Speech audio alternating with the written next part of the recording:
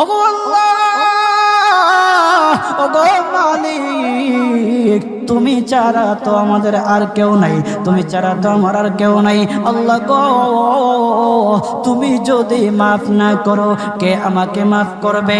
তুমি যদি মাফ না করো কে আমাকে মাফ করবে? তুমি যদি আমাকে মাফ করো তাহলে তোমার কোনো দিকে কমবে না, তুমি যদি আমাকে মাফ না করো তোমার কোনো দিকে বাড়বে না।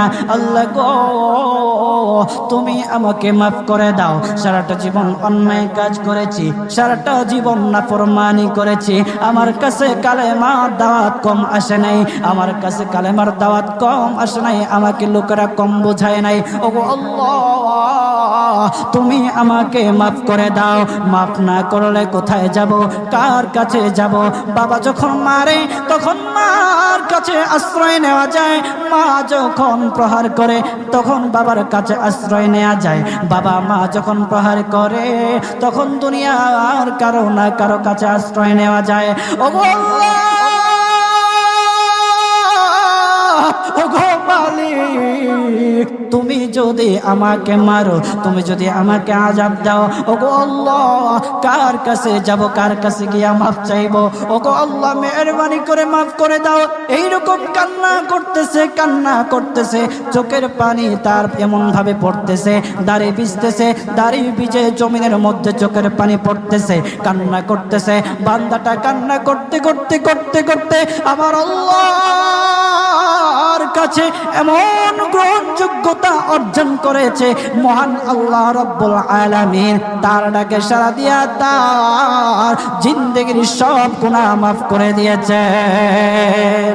হযরত মূসা আলাইহিস সালাতু ওয়াস সালামের যুগের ঘটনা। একজন বড় পাপিষ্ঠ ছিল, জীবনে এমন কোনো গুনাহ নাই যে গুনাহ সে করে নাই। তার গুনার প্রতি অতিষ্ঠ হইয়া, মানুষ তার গুনার প্রতি অতিষ্ঠ হইয়া গ্রামের লোকেরা তাকে হাত পা বেঁধে জঙ্গলের মধ্যে ফেলে দিয়ে আসে। জঙ্গলের মধ্যে থাকতে থাকে, কিছুদিন থাকার পর মালাকুল মউত যখন তার সামনে এসে উপস্থিত, এর আগ মুহূর্তে সে বান্দা আল্লাহর কাছে ডেকে ডেকে বলতেছে, ওগো মালিক, তুমি ছাড়া তো আমাদের আর কেউ নাই, তুমি ছাড়া তো আমার আর কেউ নাই। আল্লাহ গো, তুমি যদি মাফ না করো কে আমাকে মাফ করবে? তুমি যদি মাফ না করো কে আমাকে মাফ করবে? তুমি যদি আমাকে মাফ করো তাহলে তোমার কোনো দিকে কমবে না, তুমি যদি আমাকে মাফ না করো তোমার কোনো দিকে বাড়বে না। আল্লাহ গো, তুমি আমাকে মাফ করে দাও। সারাটা জীবন অন্যায় কাজ করেছি, সারাটা জীবন নাফরমানি করেছি, আমার কাছে কালেমার দাওয়াত কম আসে নাই, আমার কাছে কালেমার দাওয়াত কম আসে নাই, আমাকে লোকেরা কম বোঝায় নাই। ওগো আল্লাহ, তুমি আমাকে মাফ করে দাও। মাফ না করলে কোথায় যাব, কার কাছে যাব? বাবা যখন মারে তখন মার কাছে আশ্রয় নেওয়া যায়, মা যখন প্রহার করে তখন বাবার কাছে আশ্রয় নেওয়া যায়, বাবা মা যখন প্রহার করে তখন দুনিয়ার কারো না কারো কাছে আশ্রয় নেওয়া যায়। ওগো আল্লাহ, ওগো মালিক, তুমি যদি আমাকে মারো, তুমি যদি আমাকে আযাব দাও, ওগো আল্লাহ, কার কাছে যাব, কার কাছে গিয়া মাফ চাইবো? ওগো আল্লাহ, মেহেরবানি করে মাফ করে দাও।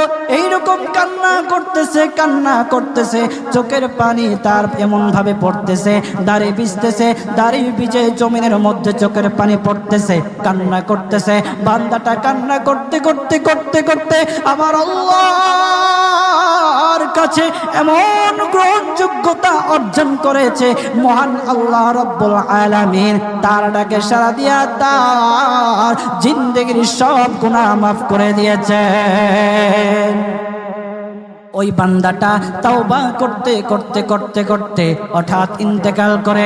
ইন্তেকাল হওয়ার পরে হযরত মূসা আলাইহিস সালাতু ওয়াস সালামকে মহান আল্লাহ বলে দিতেছে, পয়গম্বর মূসা, ও দুস্ত, দেখো অমুক জঙ্গলে আমার একটা পাগলা আশেক, আমার পাগলা একটা আশেক মারা গেছে, ওই আশেকটার জানাজা তুমি পড়াও, দাফন কাফনের ব্যবস্থা করো।